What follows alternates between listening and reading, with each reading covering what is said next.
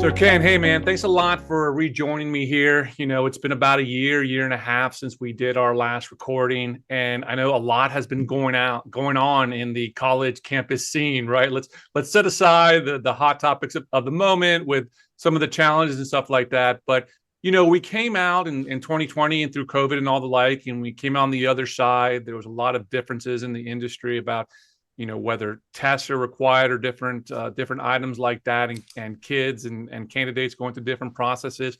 Over the last kind of year and a half or so, what are you seeing out there as you work with your young adults and your families? Like, what are kind of, some of the things that are maybe staying the same, being a little different? What are kind of some of the hot topic issues you're seeing in the college application process? Sure. Well, thanks for having me back. I think the first thing that we're seeing is a gradual, although accelerating shift back towards testing required. Obviously, the Florida public universities never went away from it. The Georgia public universities, the Tennessee public universities never went away from it. Now, Louisiana public is going back. MIT went back to test required. Georgetown has gone back, and the Ivies are starting to shift back to testing required.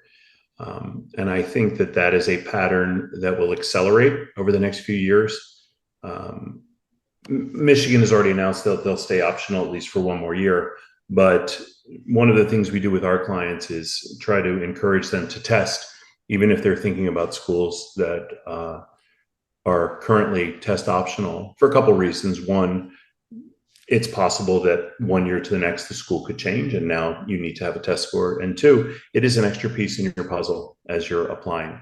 The California schools in 2025 will come to the end of their 5-year moratorium on testing. So it remains to be seen what will happen there. So we're talking about schools like UCLA, Berkeley, et cetera, UC Davis, schools that are particularly popular from this area for kids to apply to. So that's number one. Number two, there has absolutely been an issue this year with FAFSA. FAFSA has been a very, very slow, complicated rollout through the Department of Education. So colleges had to, a lot of colleges this year delayed the date by which students had to commit. Typically it was May 1st, but a lot of colleges were waiting till May 15th because of the FAFSA delay, and there are still delays. I'm sure that, or my hope is that by next year, that will be ironed out. So what was supposed to have been a streamlined process will truly become a streamlined process. And I think the last big change I've seen, Steve, is just the degree of difficulty it takes to get into some of these schools. We are seeing numbers now for places like University of Florida and Florida State that are really, really high.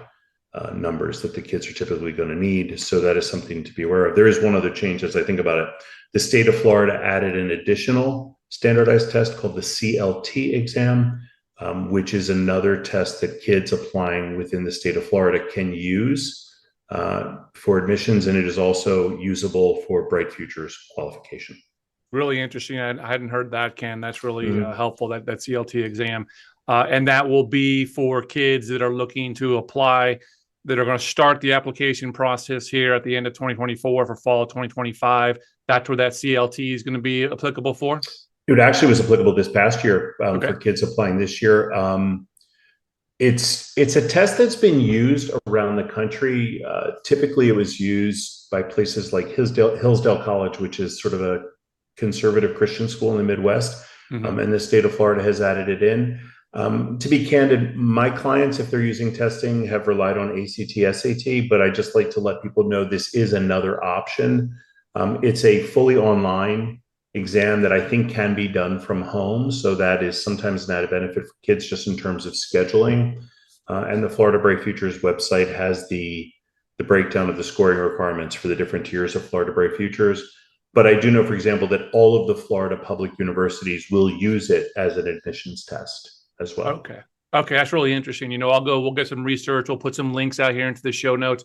And yeah, that's a great point. You talk about, the FAFSA. So we had on this, the complimentary, one of the other sessions I'm doing for these college planning, we brought an expert in the financial aid process going through that. And that's what she was mentioning, that I believe almost right about now, they're kind of getting their act together for kids that are entering here in the fall of 2024. It's been a nerve-wracking process, and hopefully they'll square that away.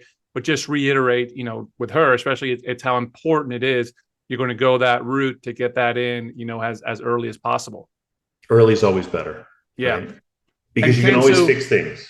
yeah, Yeah. yeah. So, one of the big things we talked about before was that the SAT, I don't know if it's the ACT as well, but the SAT was going electronic.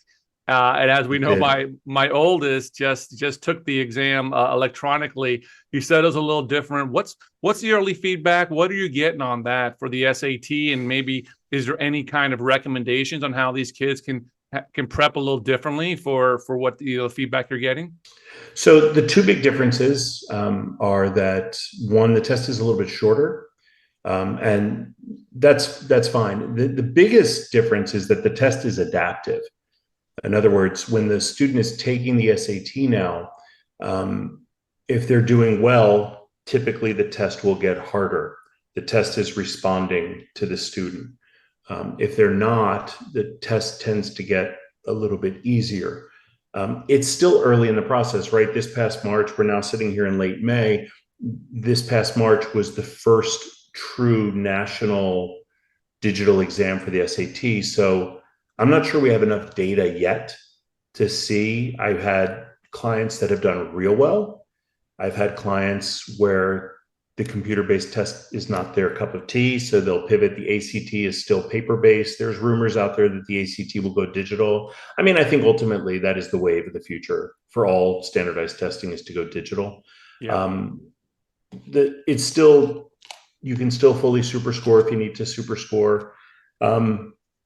I've heard kids come out and tell me, gosh, the reading was so much harder, but then they realized it was harder because it got harder for them because they were doing well. The math is a little trickier, but we're seeing it not just with SAT, but we're also seeing it like with AP exams. They're becoming more and more digital. Like this year, all of the histories and all the English exams were digital.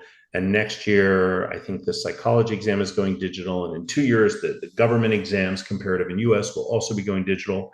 That's kind of the wave of the future. Plus, as you and I both know, because we've had kids go through college, they're getting more and more used to online testing. It's just what they have, Ken, is the AP adaptive as well, or that's No, still more traditional? no, the AP is not adaptive. The tests, those are your multiple choice or set. The reason the SAT goes adaptive is you do a section of reading and then you get a second section of reading. And my understanding is that the computer's responding to how you're doing both in pace and correctness in the first half. And then it gives you different questions in the second half. And then the same with the math. The digital exam itself is quite different in terms of its approach. You used to see very, very large reading chunks followed by, anywhere from 10 to 12 questions. Now it's passage question, passage question. So it's a lot more linear in its approach. So that has happened. And math is still kind of the math. Same approach, do a little bit better, get harder questions. So what I tell kids when they come out is, oh my God, it got so hard. Generally, that's a good thing. That means you were doing well when you needed to do well early. And then to get to the real high scores, you're going to have to do well in the tough stuff. Yeah, it's interesting when we're talking about this, it's giving me a reminder, you and I are very similar, that we both went all the way through law school. So we took a bunch of standardized tests, right?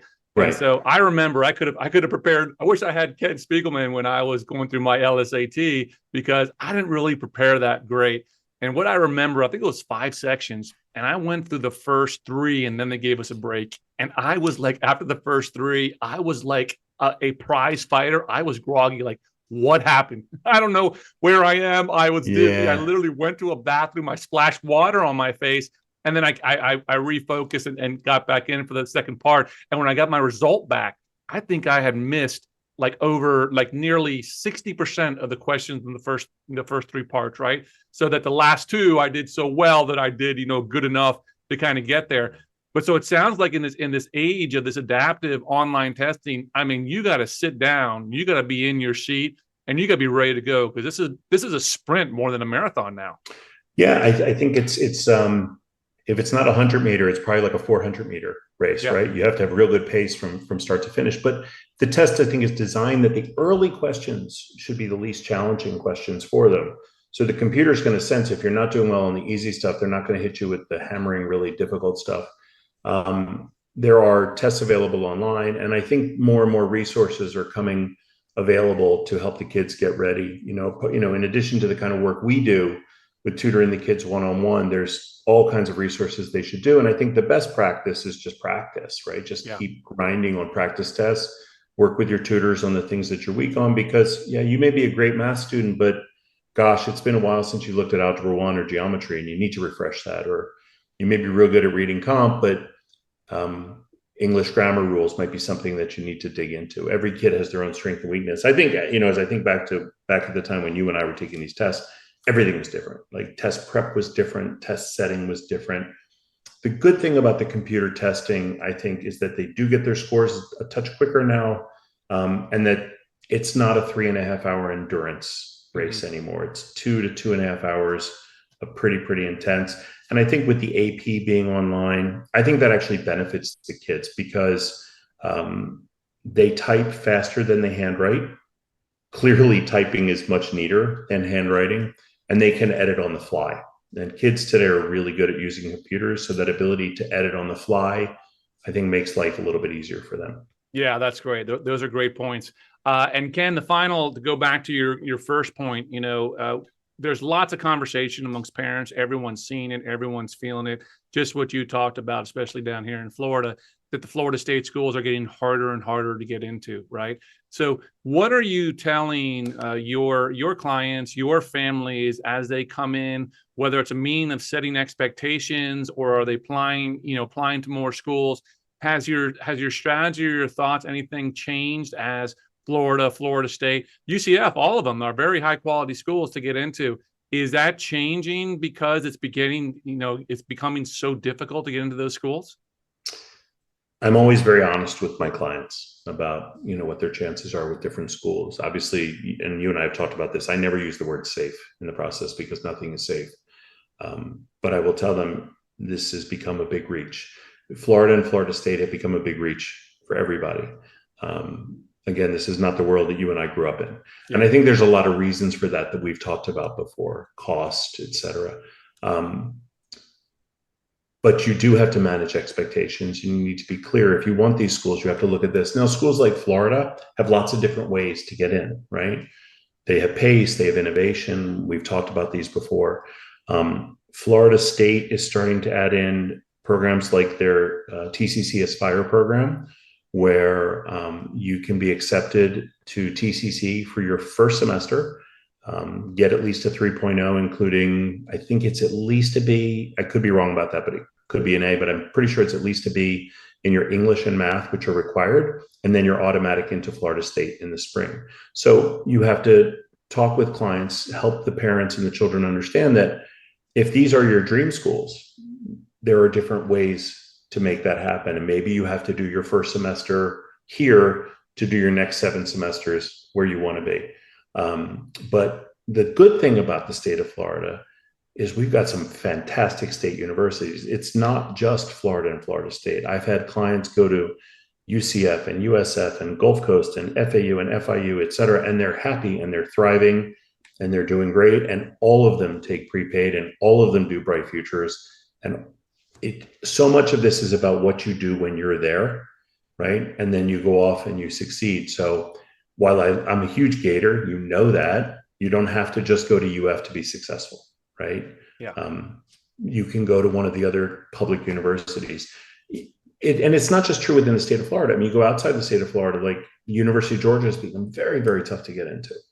Texas, in a lot of ways, is maybe the most challenging state school to get into from out of state. And this is very different than 20, 30 years ago. So managing expectations from the beginning and just really, really hard work. But kids need to understand that what happens in 9th grade will bear on what happens in their college application process. So you got to start strong and stay strong. Yeah, that's great, Ken. And the whole college experience, as you pointed out, there is a lot of different ways to get in the University of Florida. And I've spoken to parents that some of their kids got in some of these alternative ways. And they're like, well, I don't really want that, right? They were saying that first year, I want to, be on campus or I want to be in classes.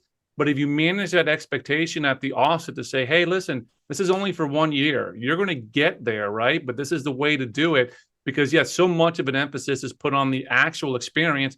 And even though you're online, maybe you live in the surrounding area, maybe not necessarily on dorms that first year, but there's so many different ways to approach and get into these colleges. And the college experience, I think that in-person college experience, I mean, you're looking at a guy who still goes to football games with his son and sits in the student section, right? There's so much value to that. But, to manage those expectations and just be patient and say, and tell your children, hey, listen, there's a lot of different ways to get in there and you're going to get through this and you're going to have a great experience. I worked with a young man who just sent me a text message last week. All he wanted was to be a Gator. And there were reasons why he did not get in. And we had those candid conversations. So he made a decision and he went to Santa Fe. And he just texted me that he just got into University of Florida. And it was like, thank you. And I promised you I was going to graduate a Gator. So in 2 years, he'll graduate a Gator. So sometimes it's not about where you start, it's about where you finish. But if you don't end up going there, if you end up going to one of the others somewhere, as well as I do, Steve, most of the time they're happy where they land. And that's what we want for them. Yeah, that's awesome. I love this, Ken. I really appreciate it of course. Before and for here. I think this has been great. We're going to put all your information out there. And for, for those families listening, if you're doing it on your own, you're kind of self-study, that's fine. But listen, there's help out there. There's great people like Ken. There's great people like Peg. We have in our other podcasts, other people out there that can help you through this process so you don't have to do it alone. All right, Ken, take care, buddy. Be well. Tell the boys I said hello. I will. Take care, pal. Bye-bye.